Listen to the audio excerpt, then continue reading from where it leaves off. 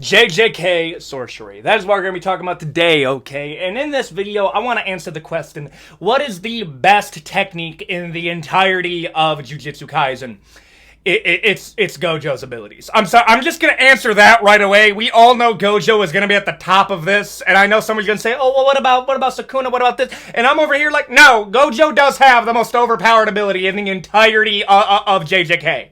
But I want to rank all these other sorcerers and their curse techniques, and purely how cool or how overpowered I think they are. The reason why I'm going to throw in cool on there is there's a few of these that admittedly are pretty useful, but I just don't get. I'm just not a big fan of it. And then there's some of these that I think are pretty like underrated. Like for example, Toto's Boogie Woogie is hilariously underrated in terms of how powerful that ability can really get if you start getting into the hypotheticals of this power. And then you have characters like Naoya, which is essentially like a speedster, but it's different, and I would actually argue way cooler in how his technique actually operates. And, of course, the GOAT, Satoru Gojo, of course. We're going to be ranking JJK Sorcery today, and I'm absolutely hyped because this has been the thing that I've been getting into for the past couple of months. And if we can get this video to 4,000 likes, maybe I'll do a video explaining the power system or curses or other stuff in this verse because I am really enjoying this. And let me just say this right now. Your boy is not an expert, but I do know enough that I'm going to explain this to you like how I would want it to be explained to me, like a simpleton. Okay, with all that out of the way, consider like, comment, and subscribe. We're trying to get to 500,000 subscribers before the end of the year. That is the goal. 4,000 likes on this video, and I will make a spiritual successor. And with all that out of the way, time to answer the question, what is the best form of JJK Sorcery? Let's go. Nobara's Resonance. Okay, basically how this ability works is I have to get a piece of my opponent, put that onto a doll, put a nail through whatever I have from my opponent, and strike it, and it essentially is like a long-range detonator that I can use to attack, like, you at your very core. That's why it can hurt beings like a Mahito, which you kind of have to completely negate, like, physical damage and specifically target his soul in order for it to hurt him. That's why Yuji Itadori is such a good counter to somebody like Mahito. But the problem with this ability is that it's definitely more conditional than a lot of these other abilities. Like, let me explain this to you. I have to get a piece of my opponent. Now, it doesn't have to be much. It can be something that was on their person. It can be a piece of clothes. It can be a portion of their hair. And all I have to do is, well, not, I say all I have to do, but this is actually like pretty elaborate when you compare it to other curse techniques that essentially I can do this like that. But I need a piece of my opponent, putting it onto a doll that I have to have on my person, and then I use a nail to put them together, and thus I can start an actual cursed energy detonation from afar. Admittedly, this one, it's a cool ability, it's an amazing support ability, but at the same time, it's not like, meh. You can do a lot of damage, but this is definitely something that you would put with an other sorcerer in order to get the most out of this ability. Like, you have somebody else get in to get a piece of this enemy, like, and keep him busy, while you can start performing resonance in order to damage him from afar, and thus providing support to the person that's actually doing all the heavy lifting. So, Nobara's Resonance at its absolute most is just a pretty good to goated, like, support ability. Like, if this is Marvel Rivals, this man is a strategist, not even a remote question. I'm gonna put Nobara's ability in, honestly, conditional. It's not a bad ability. Like, there's some of these that I just think are pretty dumb. But I think Resonance is definitely one of those abilities that has a pretty high potential, but it has a lot of buildup in order for you to get the most out of it, as opposed to other ones which are far more complete. I'm going to put it into conditional. Blood Manipulation. Now, let me just say this right now. Choso is, like, the greatest user of this ability. Like, I'm sorry, but, like, you're not gonna be able to do this as a normal person. You do have to have a little bit that puts you above an average person, because being able to use this ability requires so much setup on your part, because you only have a certain amount of blood in your body, and once you run out of that, you're cooked. Like, this ability could actually take you out in the process of you using it. So that's why it requires, like, other people that aren't like Choso. It requires them to use other people's blood. Effectively, that's really what it comes down to. But this isn't like water bending. It's not, this isn't like blood bending from Avatar. It's actually a little bit more underpowered than that in terms of like large-scale manipulation. But Choso is able to do so, like, the best user of this technique because it can do everything from turning it into a projectile to reinforcing his own body against getting hit with, like, a literal black flash. Now, are there some limiters on this ability? Sir, okay, is it going to be a high-scale level ability of being able to be equivalent as, like, Satoru Gojo? No. Okay, however, piercing blood is a hilariously overpowered ability if you're able to get the target well, but it does require some level of a prep. But not that much of a prep. I mean, listen, our boy Choso was able to prepare a piercing blood within like a fraction of a second. That's how good he was with it. And it is effectively a laser. There's other ways that you can do this. You can do supernovas. Like blood manipulation is going to go into a great level ability. It stands on itself. If you are a good user with it, it does put you into one of the higher end. But admittedly is not going to be going in our broken or goated. It's just a great ability to have. And therefore, I'm going to put it right there. Mei-Mei's crow manipulation. Dumb. Dumb. Now, can it be a decent support ability? Yes. In the final battle, did it kind of come in clutch? 100%. I agree with you. But, I'm sorry, it is so much... Brother, Mei-Mei is as good of a sorcerer as she is because of all the other things that she's able to do. She has a cursed object. She's pretty skilled in combat. Her actual curse technique is not that powerful, and she makes up for... She's a good user of a mid technique. That's really what it is. The technique itself is hilariously mid. Now, could you argue that in like normal, like if you just were given this ability right now and going through day-to-day life, would it be kind of useful? I guess, bro. Okay? Yeah, I control crows, and I can like literally do surveillance with crows and imbue them with cursed energy and launch them out at my opponent.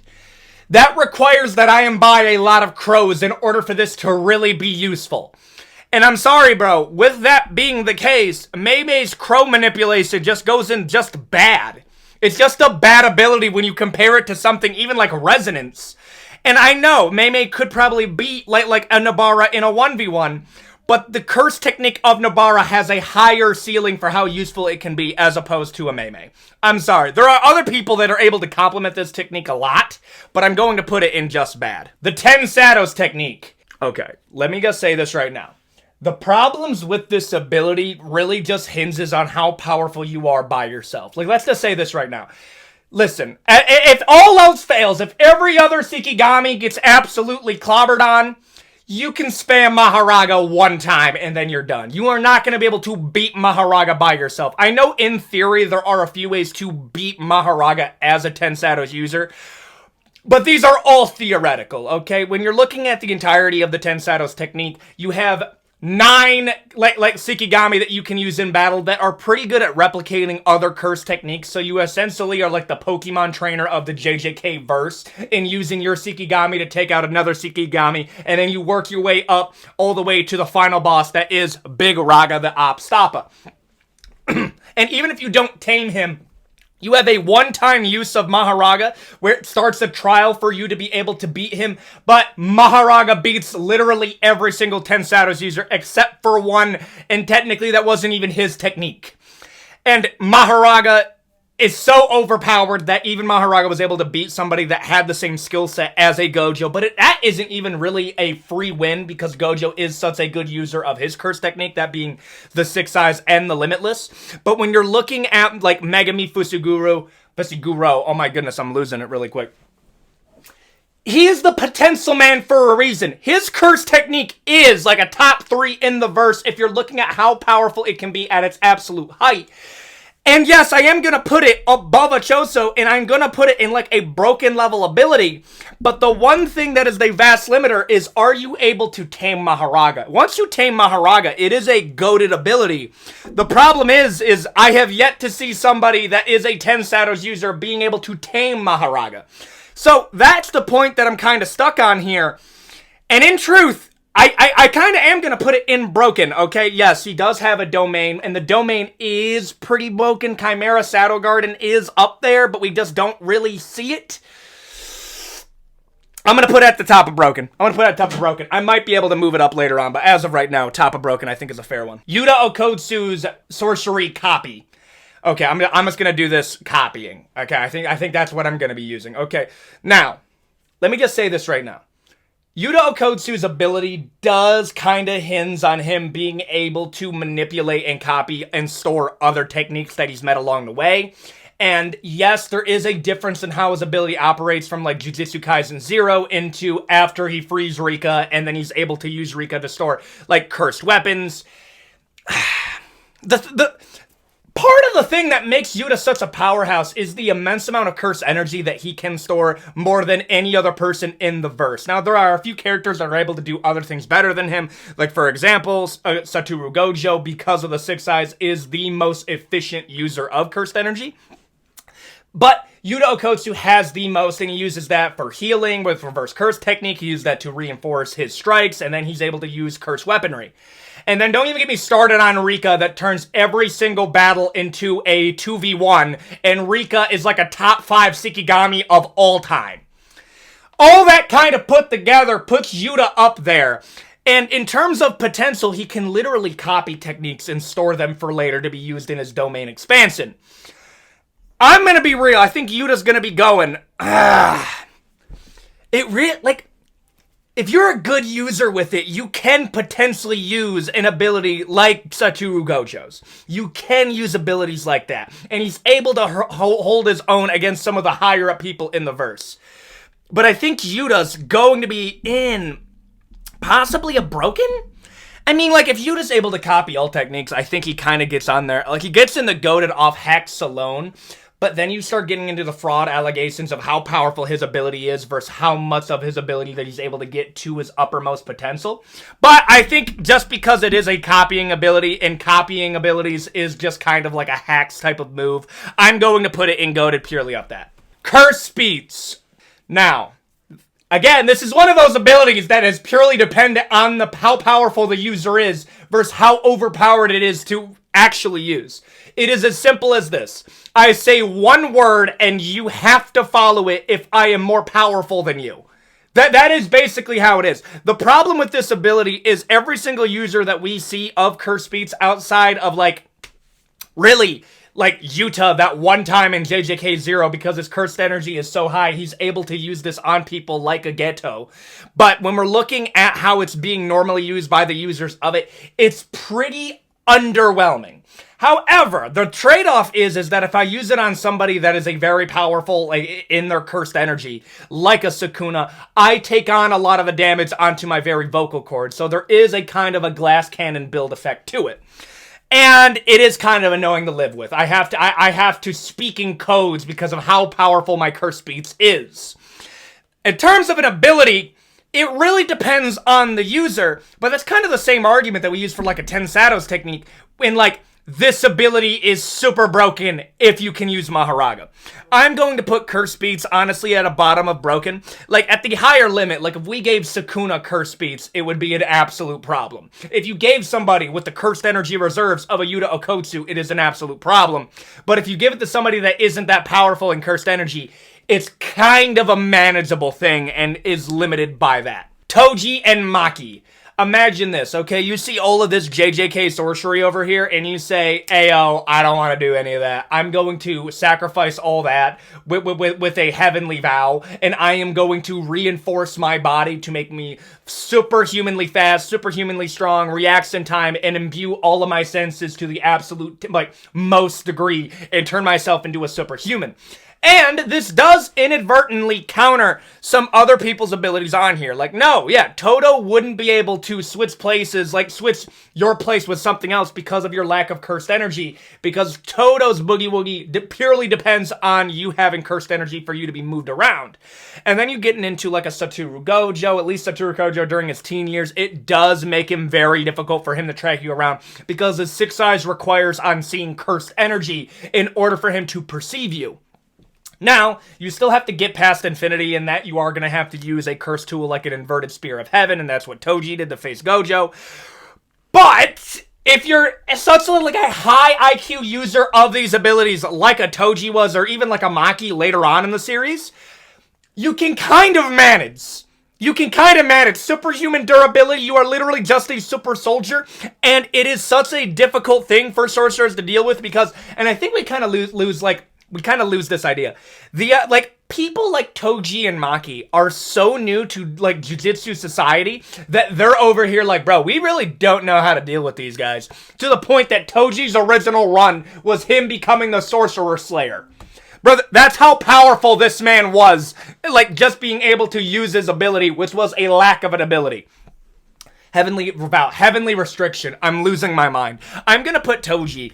Honestly, dude, there's a higher limit that it does kind of get checked by, like, A10 Sato's technique, because I'll say this right now, there is absolutely nothing Toji can do against something like a Maharaga, and you have a super high, like, high-power curse speech user, there's not much you can do, but I'm going to put Toji and, like, Maki in a great, probably above a blood manipulation, if I'm going to be real here, and I'm going to put it in great. Higuruma. Now, these are going to be the ones that I am going to absolutely lose my minds on. It's going to be Higuruma and Hikari, because these ones still kind of break my mind the more that I think about it. However, the best way that I can explain it is that Higuruma is a 35-year-old man that kind of learned, like, JJK sorcery late, because he has latent abilities.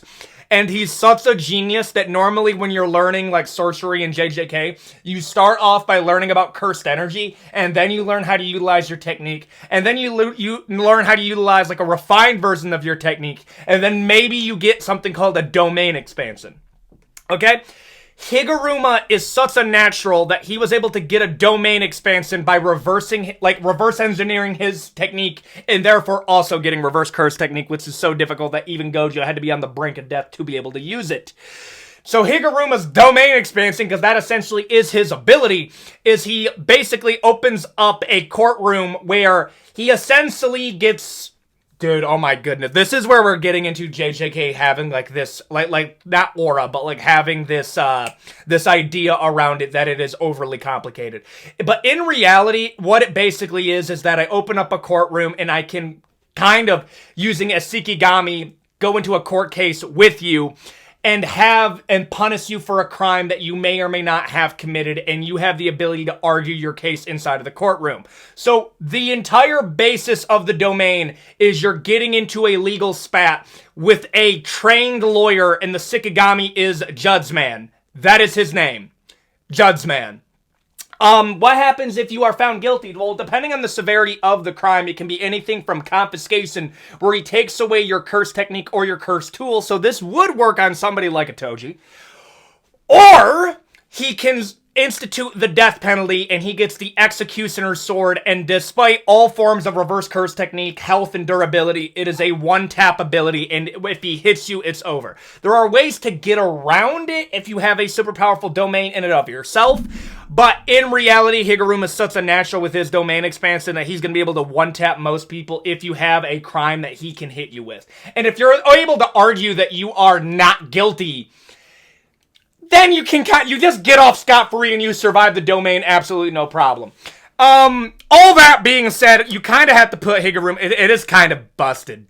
It is kind of a broken ability, because essentially he's able to turn every battle into a court case where he has the advantage, and he has the ability to negate all forms of durability with the Executioner's Sword, if of course he's facing somebody that's evil. Now, if you're a good person and you can't argue your case well, then you just get your cursed ability confiscated, and then it depends on you being able to survive in the domain. I'm going to put it in broken. Hikari. So, imagine how complicated Higuruma's technique was. Hikari is basically that, but gambling. His domain expansion, Idle Death Gamble, is essentially him trying to hit a jackpot, and the odds of him hitting a jackpot is mathematically 0.42%. 0.42%.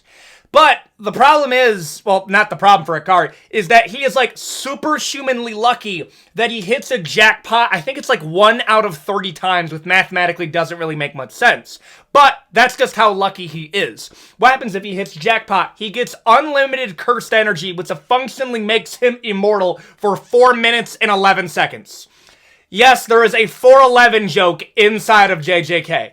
And when I mean by immortal, I do mean immortal. When he's facing people that are like hilariously more powerful than him on every level, like a Kasimo or even like a Sukuna. I know he didn't face Sukuna, but in theory, Sukuna wouldn't really be able to take him out once he hits a jackpot. And the whole strat on being able to beat Hikari is to beat him before he gets a jackpot, or to hope that he's unlucky enough not to get a jackpot, and thus you can hit him with your own attack.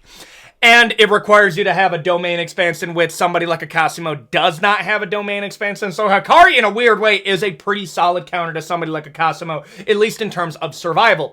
Some of the best reverse curse technique in the entire verse, arguably the best reverse curse technique, which makes him just super good at healing.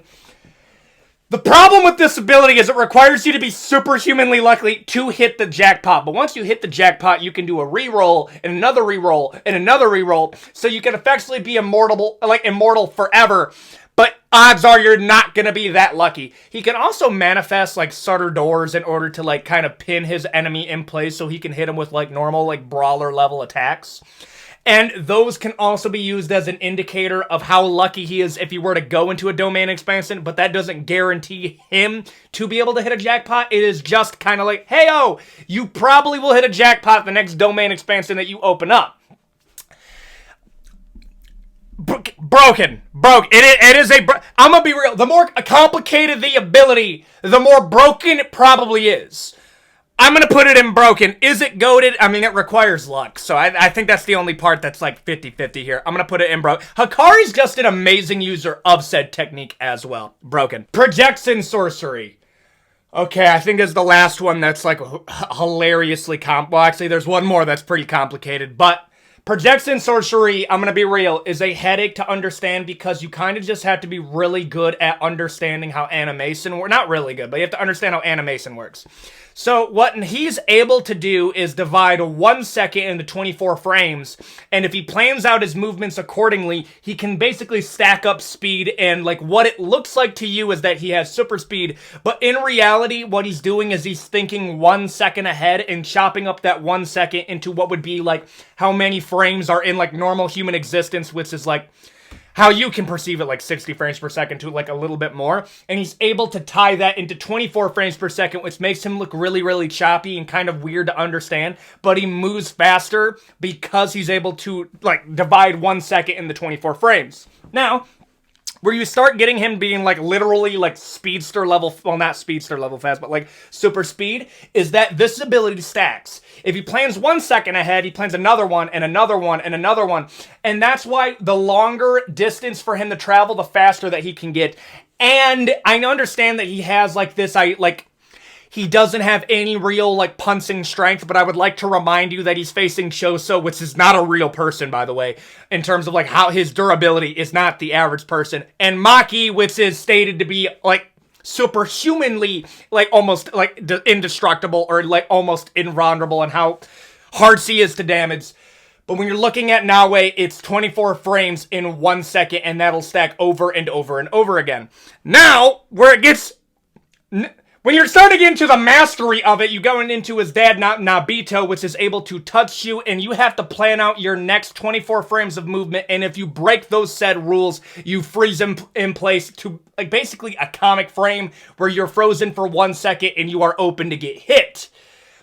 Which means if you don't understand this ability, you're kind of cooked and you're going to get stun locked over and over and over again, which is what happens most of the time that people face somebody that has Projection Sorcery.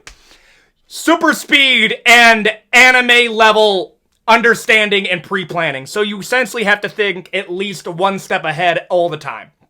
The drawback of this technique is that once people understand how your ability works, all they really have to do is plan 1 second in advance and kind of predict where you're going to be. His ability would be overpowered if he used like a cursed weapon. Like even knives would have been hilariously overpowered if Nawa was able to do it. but he thinks he's above it, so he doesn't do it. Oh my goodness, I am getting a headache trying to explain projection sorcery, but it essentially boils down to super speed, but also can freeze you in place. And then when you get into his domain expansion, he can apply that same frame principle to every single cell on your body, and if your body doesn't move correctly, it basically blends you alive.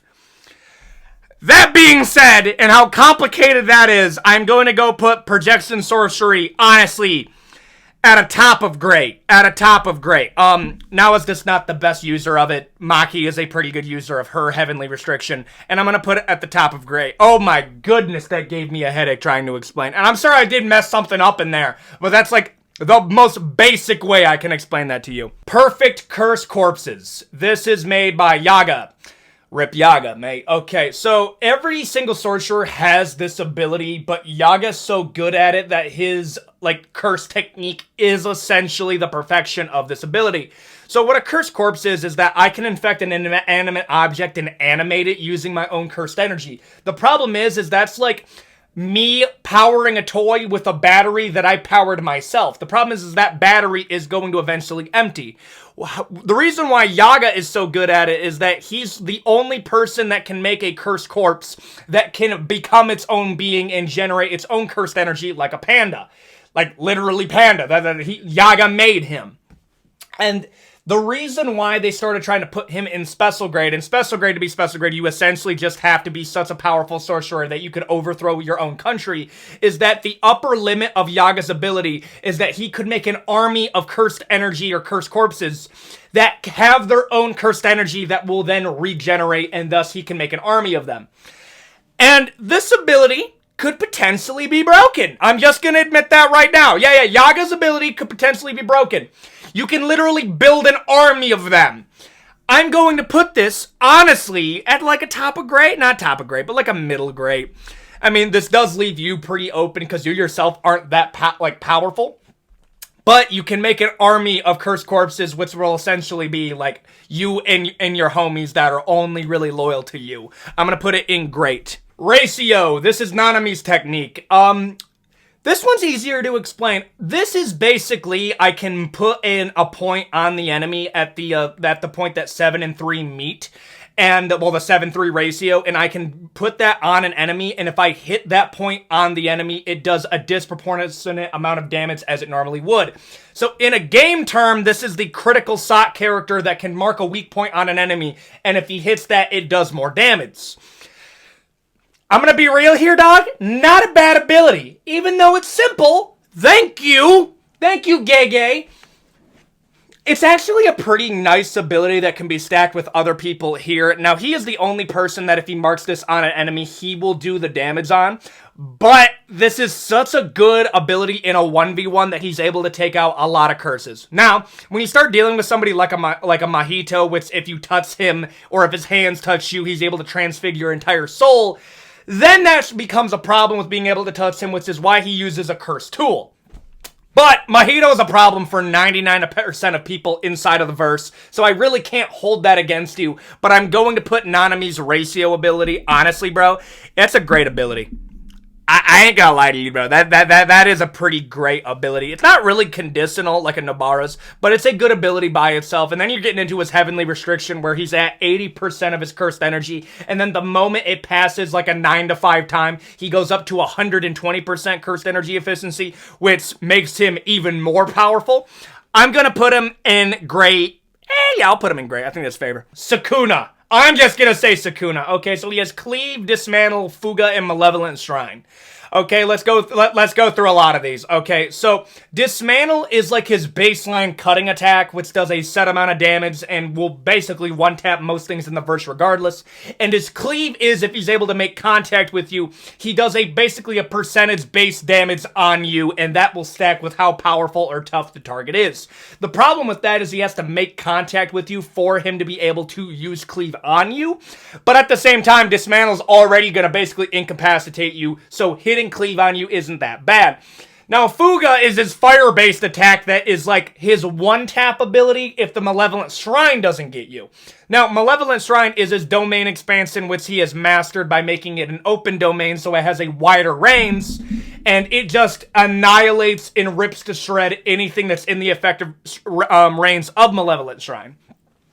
It makes him arguably top 1 in the entire verse. Do I think he is 1 in the entire verse? I think he's the best user of his technique and the most skilled with sorcery as a whole. I think Gojo's kit is more powerful than Sukuna's kit, because let me ask you this question. Do you think anybody would be able to beat Sukuna if he had the abilities of Gojo?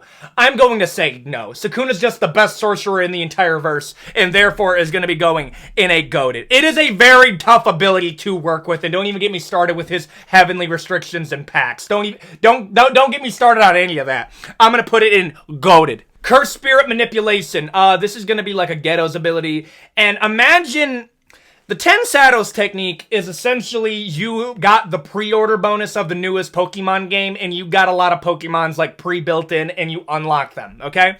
Ghetto's technique is you actually have to go out there and capture said Curse Spirits, but there is an upper limit of how many that you're able to capture because you do have to beat them. Now, you find out later on that he just has to wait for the Curse Spirit to be damaged enough for him to capture them. That's how, like, somebody like, well, it wasn't Geto, it was Kenjaku, was able to capture, like, a Mahito later on, even though normally he wouldn't be able to capture, like, any of these types of Curse Spirits, but he waited until Mahito was injured enough in order for him to capture it. But once he does capture it, he can use that in a combat at literally any points he wants, and he could just, with all the Curse Spirits that he's able to store up, it makes him absurdly overpowered the more that he has. Now, let's say you have all these Curse Spirits and you just want to get rid of them all at once. That's how you get into the special move of this, okay? That being Maximum Uzumaki. Maximum Uzumaki is I take all of the Curse Spirits that I currently have at my disposal, combine all of them together, and use that as one straightforward attack. The problem with this is you better hope that this is a one-tap ability, because you aren't going to be able to use this again, and you will have, again, 0 Curse Spirits after Maximum Uzumaki is used.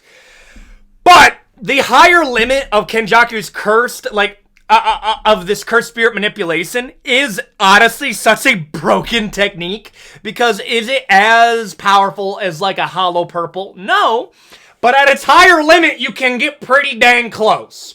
And also, bro, if you had a Mahito at your disposal that you can use at any moment, that is so scary. Like, you just have to wait until a Curse Spirit is injured enough for you to capture him. And at your higher limit, you're literally like Ash Ketchum from Pokemon, using Pokemons that literally control time itself. Like, I'm not gonna lie to you, bro. That is a broken ability, and I almost want to put it in goated because of its higher limit, but there's other abilities that I think are better. Casimo. So, Casimo's ability is really Cursed Energy works a little bit different for him. Instead of Cursed Energy being like a normal thing, like how it's used for other sorcerers, all of his Cursed Energy is like hyper energized, and he's able to dispel it as electricity. That is his ability. But he does have a one-time use ability that basically turns him into living electricity, but the problem is it burns off all of his cursed energy and replaces his skin with said cursed energy, and is a one-time use ability that will ice him after it's done being used. So, this is the problem that I have with Casimo. There is a pretty easy way to outplay him, and that is using a domain expansion. Because characters like Hakari are able to survive against him, people like a Sukuna are able to ice him without even using a domain expansion, and because Casimo doesn't have a domain expansion, he can't win any battles of domains. So when we're looking at Casimo, it's a pretty neat ability, but he has a one-time glass cannon move that he can use, and because he's using it against Sukuna, we really can't judge it.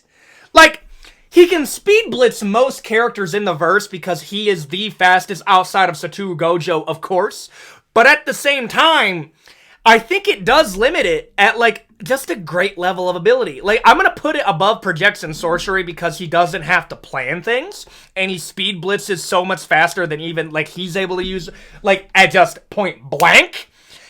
But I'm gonna put it at great. He also has a really good understanding of being able to positive and negatively charge you, which will guarantee him a hit with electricity once he hits you with that. So honestly, bro, yeah, I'm gonna put him in great. Actually, no, I'll put him in broken. I'll be nice. I'll put Casimo in broken. He is one of the most powerful in the verse.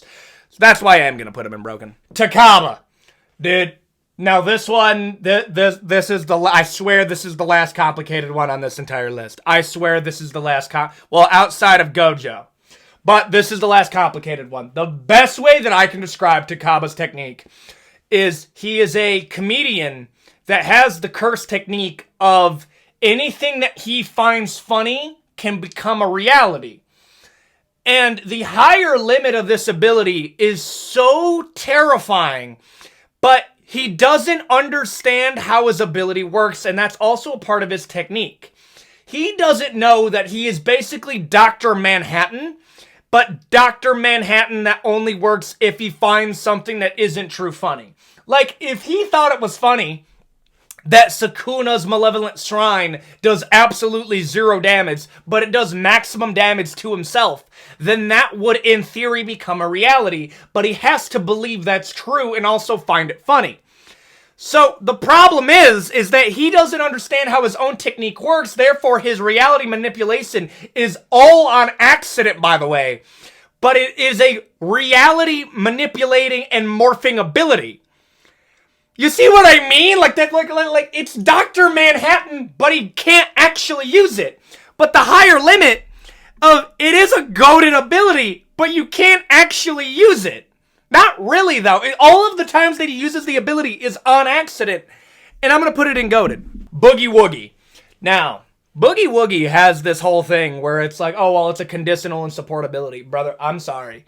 Boogie Woogie having an effective range of 50 meters, otherwise known in American units as basically a football field, okay? A little bit bigger than a football field, actually, okay? And what he can do is by clapping his hands or hitting a vibro slap, he can reverse the positions of any 2 to 3 things that have cursed energy. And cursed energy is in literally everybody, except for characters like either Amaki, oh, my dog's here. Yo, you want to be in the video for the remainder? Okay, listen. Thank you for keeping me company. Okay.